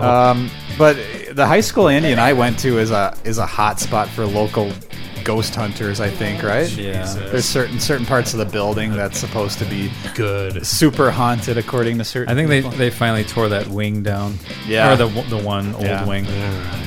But too many ghosts. But like this area, Northwest Indiana, is apparently a hotbed for that kind of. Well, there was that Gary Demon House special on TV. I never saw that. There was a whole series with that ghost hunter dude with the spiked hair, the guy who yells at the ghosts. don't know. There was this house. It's like Does he look like Dog Guy the bounty Fieri? hunter Kind of of. ghost hunters. He's like a younger, in shape Guy Fieri, basically, that hunts ghosts. Jesus. But anyway, there was some story where whatever so happened in this stupid. house, that like there were reports that it was haunted. So this guy seized the opportunity, bought the house, and filmed a season of his show in this house. Yeah, of in the course he demon did. house of Yeah. Gary. No, I've Gray. never watched those shows like for a long period of time, but the only thing that comes to mind is the camera mounted to your chest or whatever Yeah. with the green light, and Yeah. then The you're Blair just walking. Witch Project style. Yeah, and you're walking, and you just, Hell outta here. and then you look to Yeah. the side, and then they cut to commercial. And Yeah, I mean, it's My favorite is when they play audio and they're like, I think he said, or like some kind of noise is picked up on a recorder. I've and seen. they're like, oh, so stupid. he said leave now. Yeah. And it's like, "Roop, roop, roop, roop." I forgot what they call that. Yeah. I think they call it a ghost box. Like I've seen random things on YouTube that have come up, and I'm like, "What the heck is this?" So I clicked on it, and it was some guy with like some kind of radio receiver, and apparently this guy will try to conjure anybody. Of course he will. And you What hear, else is he gonna and do? you hear some sort of like radio interference, and then he's got subtitles on the screen. Yeah, of course. Yeah, So and it's always stupid. something relevant to how the person died or what they were known so for. Stupid how Yeah. people get sucked into that. And it's I it's mean, right up there with the claims that the moon landing was faked. It's like people are so gullible. Ridiculous idiocy. Out of here. Well, let's continue. Question 2. Do you believe aliens have visited Earth? Are you sure this isn't Brian who sent this? Well, he's the one who I told had- the weed pipe story. That's what I'm saying. And I've had so many. I went to dinner with our friend Brian, who a longtime listener. He was on the show once. Yeah. Like third episode, fourth the episode. ladies couple- episode, right? couple months ago, I went out to dinner with him. You did? Yeah, and I made a joke Where'd like you guys go? to Giordano's. Oh, all right. And I made a joke. I'm like, "So are you still into aliens or what?" And so he boy. hit the unfreeze screen, the password screen on his phone. It was some sort of crazy painting of an alien. Not of his child. His or lock his, screen is an alien. his yeah. pet or something. Yeah. What was the specific question again? It was just so you still. No, his. question. Do you believe aliens have visited Earth? You know what? Do I believe it? I don't know. I've never pondered it. I don't aliens. I don't fucking know. I don't know is my answer to that question. I'll be more definitive. I'm going to say no. No. And I'm largely ignorant to it, but just I've never heard anything that convinced me. Well, that's a hot topic now with all the whatever the It is? storm. Yeah, I don't even understand it, but there's this whole Isn't like. it a joke? I guess it's a joke, but it's just like a Some trending fool is thing. going to take it seriously and get gunned down. There's some trending social media movement about demanding that Area 51 release all the information. That's what that's about. Yeah, and it's a thing where there's like a million people who have. They're going to storm the and it like gates the of motto is they can't stop all of us. Someone's gonna make it in and find out the truth. And Yeah, you do that. How nice would it be to have that much free time when you can engage in that horse shit? Do you have a fucking job to go to? Clearly not. No. Yeah, I gotta say, just simple Yeah, answer go for ahead. me is no. I don't Yeah, I don't and believe you- it. I don't believe they made the pyramids. Storm Area 51. Go ahead. Please do. I want to see how this turns out. Storm a restricted access yeah, government see how that adds facility. up for you. Yeah, don't do that. Actually, It's like what was the mantra? They can't stop us all. Yes, they can. they probably can't. They'll have no problem doing it. yeah. And now that there's all this buzz about it, they're probably more equipped than they were previously. Yeah. Like, oh, we finally get to can- use this stuff. Yeah, they can stop Cool. you. All this Trust me. alien technology that they're going to use against these people. Yeah. Dust it off. Yeah, it's going to be a modern day opening of Saving Private Ryan when Yeah. you assholes try to storm Area 51. Except it's going to be a lot quicker. They're simply going to nuke your asses and it'll be all over. Ridiculous. Andy, what about you? No, I don't. I don't. I'm sort of halfway between both of you. One definitive no, the other I don't really care. Yeah. Like, what if they did? Who? So right, what? Right. That's the thing with pretty much any of these conspiracy theories. I don't understand the desire to get sucked into it because you're never going to get a real answer. Like, you're never going to find out, oh, okay, and now this is the real... You know what I mean? Like, oh, this is true, and now we know. Yeah, you know. You're just going to read stuff that might convince you. And then if something gets confirmed, then the conspiracies are only going to go farther. Such a bizarre psychological just- manipulation. I don't. I wish there was an alien here who knew how to fix this microphone stand. Oh, it looks great. Anyway, yeah, I don't understand the time waste, the time suck. I think that part of it is a desire to know, to make yourself feel like you know something that other people don't know, and that you're smarter than other people. Terrific. I think that's where a lot of it's rooted from. Terrific. Good for you. Yeah. See, I'll go as far as to say that They can't stop us all. like I don't believe it's happened, but do I think that there's zero life anywhere else? No, not necessarily. Sure. It's entirely possible. Exactly, but have they come here and done all this crazy stuff? I don't think.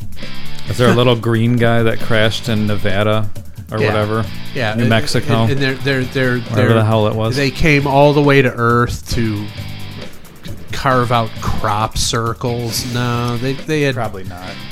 That's what they came here to do. I don't think so.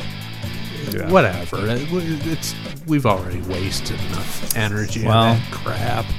Stupid. I'm looking forward to whatever the third question must be. It must be wonderful to have that much free time on your hands to expend time and energy on these topics. Yeah. How nice would that be? What a luxurious lifestyle. Hey, you guys want to fly out to Area 51 and storm the gates? Yeah. No. Sure. I got nothing to do. Fucking hilarious. Talk about a perfect place to send Triumph the Insult comic. Oh, that would be great. Storm Area 51. Hell out of here. All right, so question 3. Do you believe in Bigfoot, Loch Ness Monster, or any other creatures of that sort? Have you ever seen any of these creatures? All questions answered no by me. Yeah. I didn't I'm not an expert, but I'm pretty sure the guy who had the photo of Loch Ness Monster confessed on his deathbed. So I think I'm pretty sure that one's null and void at this point. Nessie was a hoax. Huh? Yeah, I think he admitted it. This is not an expert speaking, but I'm pretty sure I read that somewhere. Even if do we need him to admit it to know that it was bullshit? No, but just the fact that he did. It's like what was that in the either early 1900s? There were those little girls who claimed that they saw fairies, and there was a picture of it. I watched a movie that dramatized it. It was interesting, but it was a hoax, and it was a thing where you didn't, like a lot of people bought into it. It was a photo hoax, like Abraham Lincoln's ghost standing behind his widow in that one picture, things like that. I mean, so Loch Ness, I think, falls in that category. Bigfoot, I don't believe it. I mean, I think with the technology and with this many people going looking for it, there would have been something by this point. How long is that motherfucker going to be living? What is his lifespan? He's been alive forever. When was that? Assuming that it's video? a he, of course. I think they say it was a she. When was the video from? Even better. Okay, how long is she going to be alive? I don't know, but what is it? A fucking turtle life expectancy? I mean, it's some prehistoric creature that lives forever. Well, aren't we under the assumption that there's a whole race of them? Well, then why are there more sightings? Because they're in the deep Pacific Northwest. Fuck that, Give me a break. Was it in a high altitude? I don't think so. It wasn't in a high altitude area? Because I was going to use the same explanation Chris had with substances, things inhibiting blood flow, perhaps to the brain. That could have been it. For all I It's don't- like there's a race of them. How come there isn't some random, running down a Bigfoot on the interstate like a fucking deer? That wouldn't happen eventually. So this is how you poke holes in this bullshit. Well, the other theory with Bigfoot's big feet, I don't know, is that they, I think they appear and disappear. I got a big hand Chris wave. is not from even. Chris. He's not even going through the trouble of getting to the microphone. at this point. What a great way to explain all manner of bullshit. Well, they just disappear whenever they feel like. I'd never heard that, but that's pretty Well, awesome. they go through portals. Yeah, Of course. Right. Yeah. I'd believe they go to Portillo's more than they go through Portal. Yeah. Sir, you cannot walk up to the drive-up window. Okay, I've had that's So none of that I mean, stuff. Those were good questions. I it's enjoyed a them. good discussion, but all of it horseshit. Yeah. All of Chupacabras, it. none of that stuff. I don't even know what that is. Oh. Floating humanoids? No, none of it. No. Yeah, I don't know. I'm with you guys. I'm a none of it guy.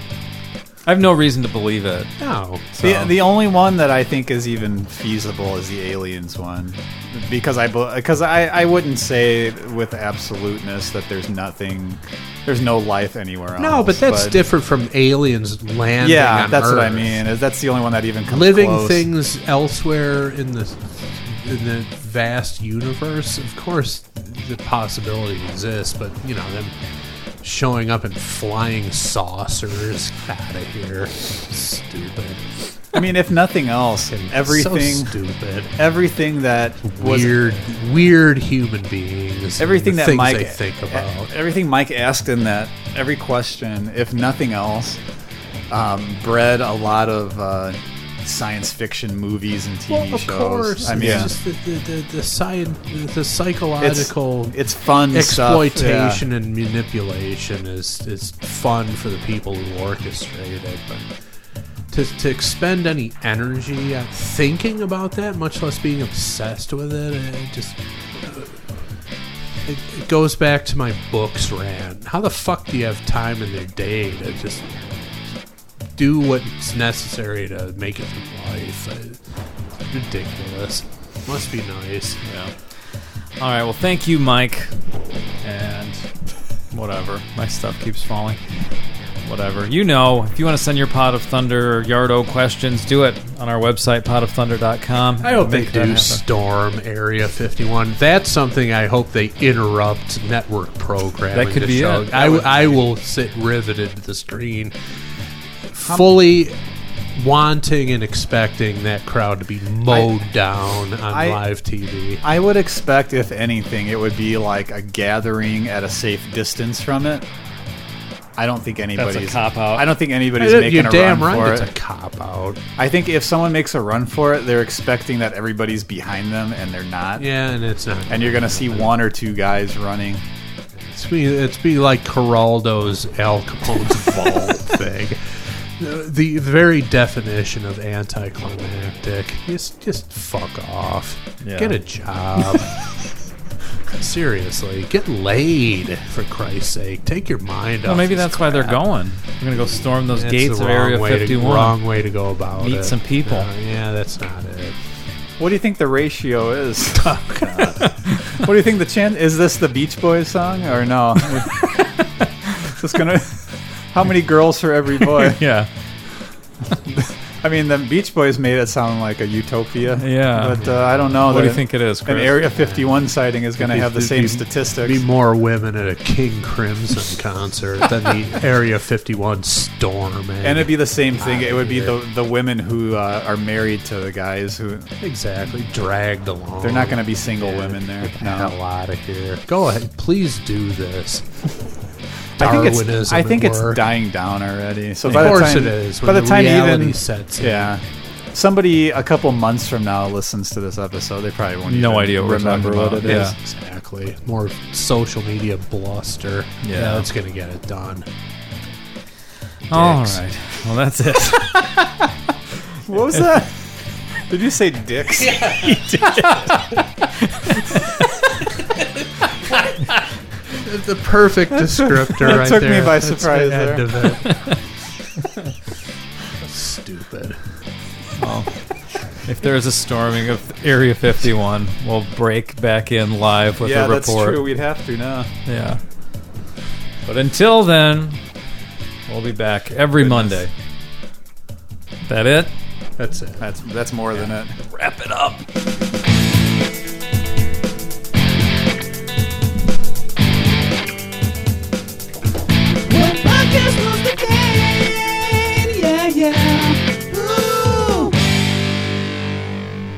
That's the thing. It's like you see these repeated mentions of things.